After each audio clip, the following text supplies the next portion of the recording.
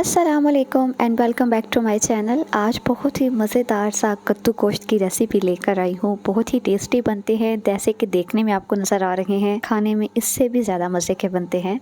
तो आइए जल्दी से रेसिपी को स्टार्ट करते हैं और आपको बताते हैं कि हम कैसे बनाते हैं कद्दू गोश्त। तो यहाँ पर सबसे पहले प्रेशर में मैंने लिया है हाफ़ कप के करीब कुकिंग ऑयल और उसमें ऐड कर रही हूँ मैं 3 मीडियम साइज़ के प्याज और 20 से 25 अदद जवे लहसुन के रफली काट के प्याज को डाला है। और बोनलेस मैंने बीफ इस्तेमाल किया है इसमें, जिसमें कोई भी हड्डी नहीं है और ये बोटी जो है इसकी थोड़ी बड़े साइज़ की है। तो इसमें नमक ऐड किया है, मिर्चें ऐड कर रही हूँ, हल्दी ऐड कर रही हूँ और साथ ही आधा चाय का चम्मच सफ़ेद ज़ीरा इसमें ऐड किया है। ये सारी चीज़ें ऐड करके हम इसको एक आध दफ़ा अच्छे से मिक्स करेंगे। ज़्यादा भूनना नहीं है इसको, बस मिक्स ही करना है। और उसके बाद हम इसमें पानी ऐड कर देंगे, तकरीबन 2 कप के करीब पानी ऐड करके इसको अच्छे से मिक्स कर लेंगे। और उसके बाद हम इसको 15 मिनट के लिए प्रेशर देंगे ताकि गोश्त जो है वो अच्छे से गल जाए। तो यहाँ पर प्रेशर दे रहे हैं 15 मिनट के लिए। और 15 मिनट के बाद जब ओपन किया था तो गोश्त बहुत अच्छे से गल चुका था। और अब मैंने इसमें लौंग और काली मिर्ची ऐड की हैं। अब मैं इसमें देगी मिर्च ऐड कर रही हूँ। अब हमने इसको ओपन छोड़ना है, इसका पानी खुश करना है और इसको अच्छे से भूनना है, इसका ऑयल सेपरेट हो जाए।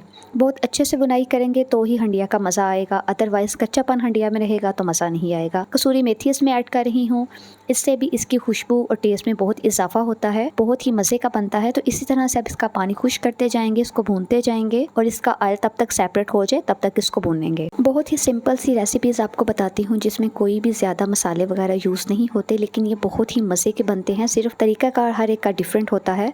तो इसी तरह से देख के गोश्त हमारा बहुत अच्छे से भून चुका है। इसको अब मैं बोटियाँ जो हैं इसकी सारी वो निकाल कर सेपरेट एक बोल में निकालती जाऊँगी, क्योंकि गोश्त हमारा गल चुका है। तो अब हमने इसको सेपरेट कर लेना है। तो इस तरह से हम सारे जो गोश्त को वो अलग से निकाल कर रख लेंगे। और फिर ये जो ऑयल आपको नज़र आ रहा है, इस ऑयल को हम एक कटोरी में सेपरेट निकाल लेंगे। जैसे हमने गोश्त सेपरेट निकाला है वैसे ऑयल हम निकाल लेंगे और मसाला जो है वो बाकी प्रेशर में रह जाएगा। उसके बाद इसी मसाले में हम कद्दू ऐड करेंगे। कद्दू मैंने छील कर धोकर अच्छे से काट लिया था, इस तरह से उसके पीस कर लिए थे। और हम कद्दू मसाले में ऐड करके तो अच्छे से इसको भून लेंगे तकरीबन 2 मिनट के लिए।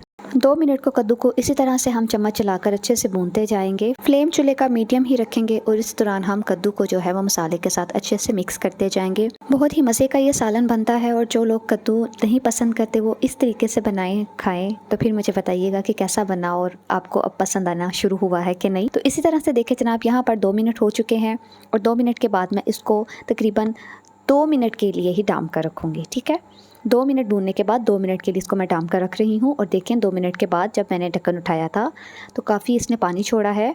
तो इस तरह से अब हम इसको एक आध दफ़ा मिक्स करके तो हम इसमें अब पानी ऐड करेंगे ताकि हम कद्दू को जो है वो अच्छे से गला लें, कद्दू हमारा कच्चा ना रहे। पानी मैं इसमें ऐड करूँगी तकरीबन 1.5 कप के करीब। और पानी ऐड करके हम इसको मिक्स करेंगे। तमाम मसाला जो साइडों पे लगा हुआ है वो भी हम चम्मच की मदद से उतारेंगे और इसको अच्छे से जो है मिक्स करके तो हम इसको प्रेशर देंगे तकरीबन 7 से 8 मिनट के दरमियान तक के लिए। ठीक हो गया, ताकि जो कद्दू है वो अच्छा सा इसमें गल जाए, उसके पीसेस हमें नज़र नहीं आए और वो मज़े का रेडी हो जाए। तो यहाँ पर दे रहे हैं हम प्रेशर तकरीबन 7 मिनट के लिए। जी, तो 7 मिनट के बाद जब हमने इसको देखा था तो ये जो है कद्दू जो है वो बहुत अच्छे से गल चुका था, लेकिन अभी इसके पीसेस आपको नज़र आ रहे होंगे। तो बस अब हमने फ्लेम चूल्हे का ऑन कर लिया है, मीडियम फ्लेम है चूल्हे का।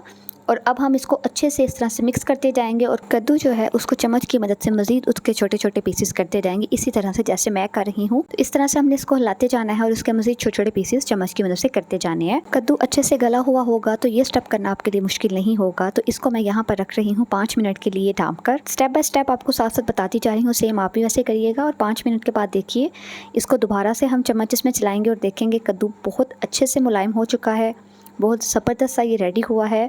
और अब हम इसमें गोश्त जो निकाल कर सेपरेट रखा था वो इसमें ऐड कर देंगे। सारा उसका मसाला, ऑयल, हर चीज़ उसमें हम इस तरह से अच्छे से बर्तन को साफ़ करके उसमें ऐड कर देंगे।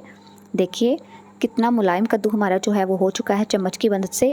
और अब हम इसमें वो ऑयल ऐड कर देंगे जो ऑयल हमने सेपरेट निकाल कर रखा था।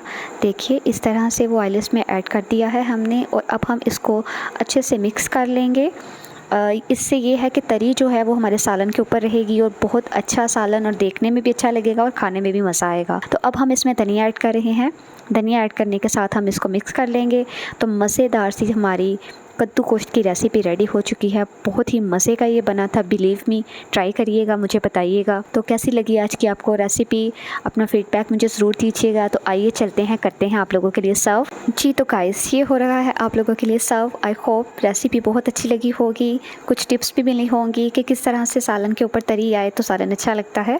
और जो चीज़ आंखों को अच्छी लग रही हो डेफिनेटली वो खाने में भी बहुत मज़े की होती है। तो अपना ख्याल रखिएगा, मिलते हैं एक नई रेसिपी में। तब तक के लिए अल्लाह हाफिज़।